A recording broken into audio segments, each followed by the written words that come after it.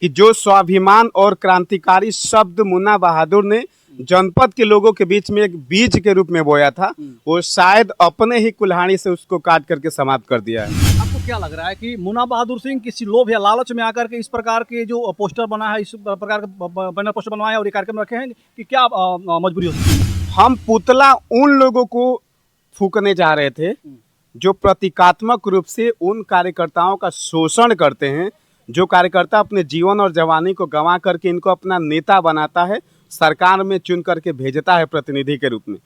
दोस्तों नमस्कार, मैं हूं कमलेश और आप देख रहे हैं आधुनिक भारत न्यूज। दोस्तों इस वक्त मैं हूं मौजूद बलिया में। आपको बता दें कि आज बलिया के एक ऐसा चेहरा हमारे साथ है, आप देख करके पहचान सकते हैं, सोशल मीडिया से काफ़ी चर्चा में आए थे आज से लगभग 3-3.5 महीना पहले। और चर्चा में जिस लिए आए थे वो भी मैं आपको बता दूं कि आज से 3.5 महीना पहले ये भारतीय जनता पार्टी के कार्यकर्ता थे, कर्मठ कार्यकर्ता थे, काफ़ी संघर्षशील माने जाते थे, मुन्ना बहादुर सिंह, जो एक अधीक्षण अभियंता को जूता मारे थे। और जूता मार करके वो काफ़ी सुर्खियों में आए थे, उन पर तमाम प्रकार का आरोप लगे, उन पर कई सारे धाराएं भी लगी, जेल में भी गए और आज उनकी रिहाई हो रही है।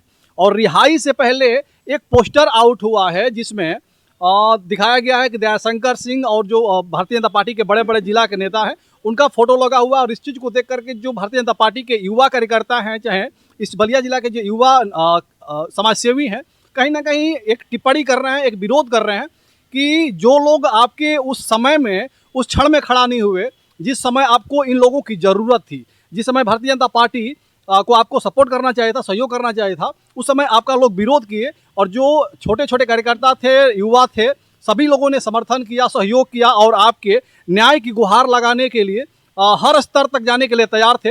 राहुल मिश्रा जी हमारे साथ हैं, इन्होंने देखा गया था कि उस मुन्ना बहादुर सिंह जी जब गिरफ्तार हुए थे और उनके ऊपर जब धाराएं लगी थी, तमाम बड़ी बड़ी धाराएं लगी थी, तो कहीं ना कहीं विरोध कर रहे थे कि इस प्रकार की जो कानून धारा लगा रहा है, जो प्रशासन धारा लगा रहे हैं, ये कहीं ना कहीं अवैध नहीं है। अगर कोई कार्यकर्ता है, छोटा कार्यकर्ता है, अपने उम्मीद और अपने हक की और अधिकार की लड़ाई लड़ता है, तो अधिकारी कहीं ना कहीं उसके साथ इस प्रकार की सलूक करते हैं कि मजबूरी हो जाती है किसी भी कार्यकर्ता को अपने समाज के लोगों के लिए कुछ आवाज़ उठाना, बोलना। और इसमें काफ़ी इनको रोका गया था, काफ़ी इनके ऊपर भी दबाव आए।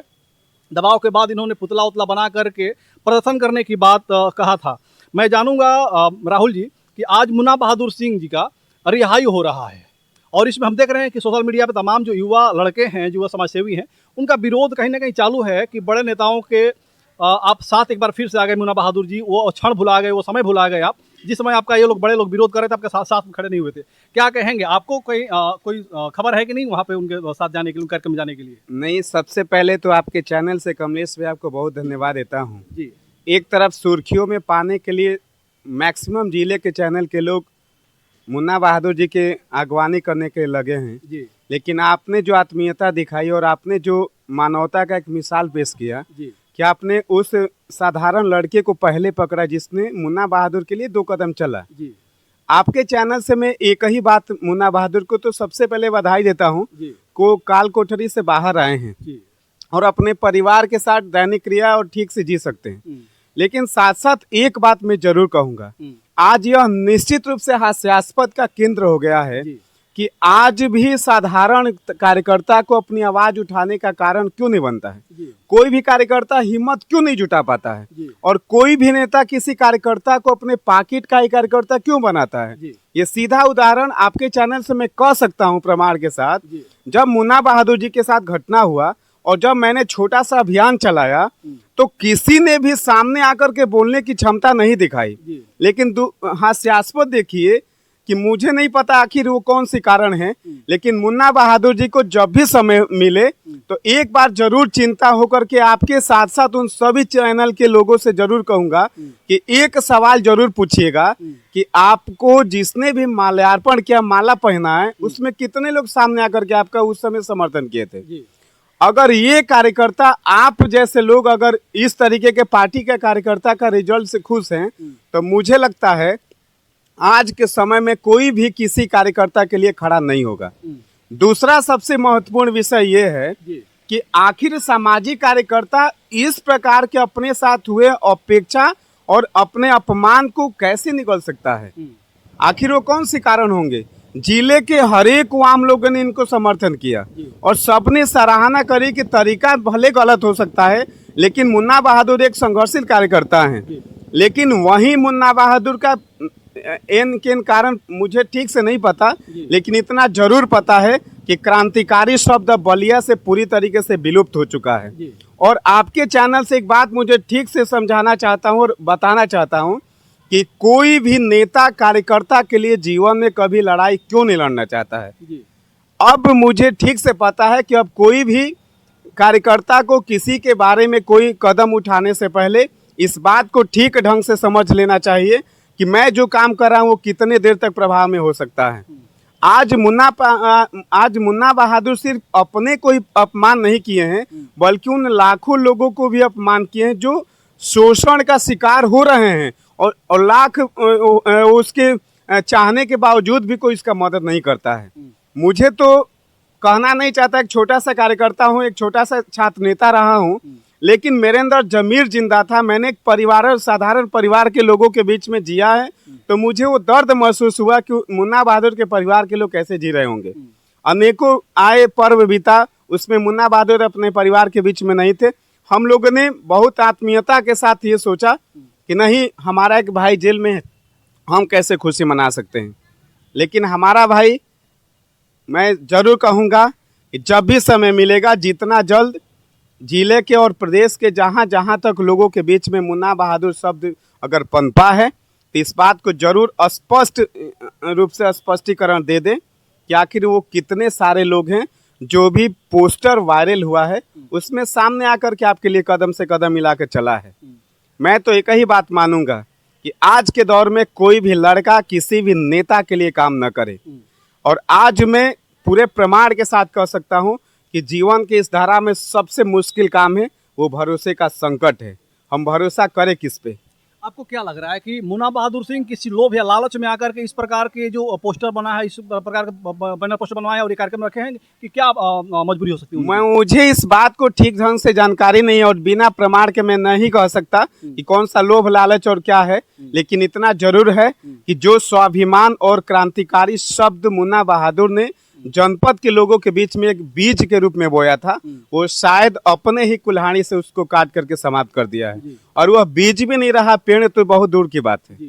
राहुल जी कह रहे हैं कि जो क्रांतिकारी शब्द जिस समय मुन्ना बहादुर सिंह गिरफ्तार हुए थे, तो उस समय पूरे जिला में एक ही ट्रेंड चला था कि मुन्ना बहादुर सिंह एक क्रांतिकारी नेता हैं। और इन क्रांतिकारी होने के नाते चूंकि शुरू से ही, जब से बलिया आज़ाद हुआ, देश आज़ाद हुआ, तब से कहीं ना कहीं बलिया के हर एक लोग कहते हैं कि हम क्रांतिकारी हैं और हम दुश्मनों को हटा देते हैं, हमारा जो विरोधी होता है उसको, और बड़े मजबूती सामना करते हैं। उन्होंने सामना किया, जेल भी गए और क्रांतिकारी लोग कहे।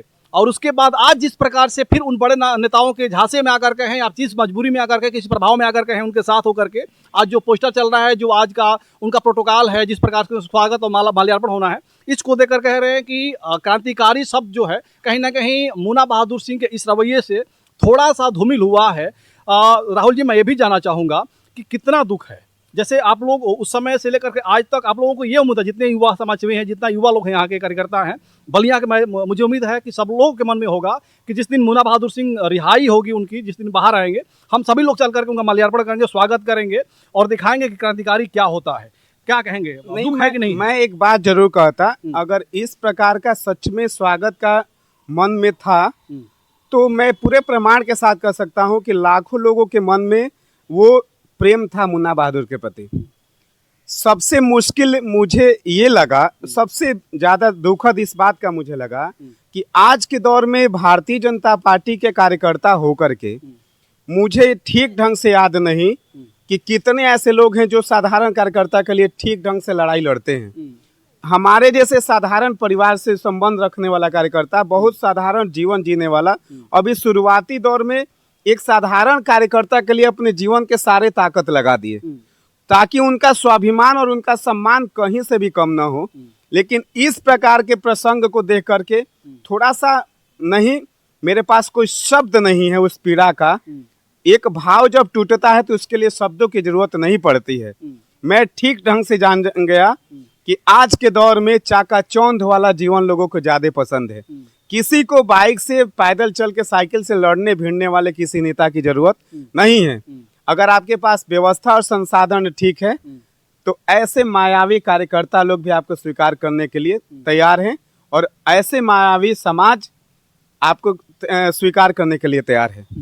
अच्छा, आप जिस समय मुन्ना बहादुर सिंह गिरफ्तार हुए थे और जिस प्रकार से आप एक कहें तो एक मुहिम चलाए थे उनको न्याय दिलवाने के लिए, और जो बलिया के नेता हैं उनसे कहीं ना कहीं एक आप कहें तो आमने सामने हो करके उनका विरोध करके मुन्ना बहादुर सिंह का सपोर्ट करने का आपने ठाना था, लोगों को इकट्ठा भी किया था। एक दिन आपका 30 अगस्त को देखा गया था कि आपका एक प्रदर्शन भी होना था जिला कार्यालय पे, जो भारतीय जनता पार्टी का कार्यालय है वहाँ पे। लेकिन हम वहाँ उस दिन रिकवर करने के लिए वहाँ पे आए थे, लेकिन आपको देखा गया था कि गिरफ्तार कर लिया गया बासठी थाने में ही, और वहाँ पे हमको लग रहा है कि सैकड़ों की संख्या में प्रशासन को उतार दिया गया था सिर्फ आपको रोकने के लिए और युवाओं को रोकने के लिए। और आज वही नेता जो इस चीज़ को हमको लग रहा है कि संगठित करवाए थे, वही आज स्वागत के लिए तैयार हैं। तो जो युवा कार्यकर्ता है, जो छोटा कार्यकर्ता है, जो नेता बनना चाहता है, अभी पढ़ लिख करके अब छात्र राजनीति से निकल के चाहता है कि मैं बड़ा नेता बनूं, अपने लोगों का सेवा करूं, तो कितना मनोबल डाउन होगा कि नहीं होगा? मैं आपके माध्यम से एक बात जरूर कहूँगा कि भाजपा का कार्यकर्ता एक सर्वविदित है कि पार्टी और संगठन और सरकार के विपरीत बोलने की क्षमता में नहीं है।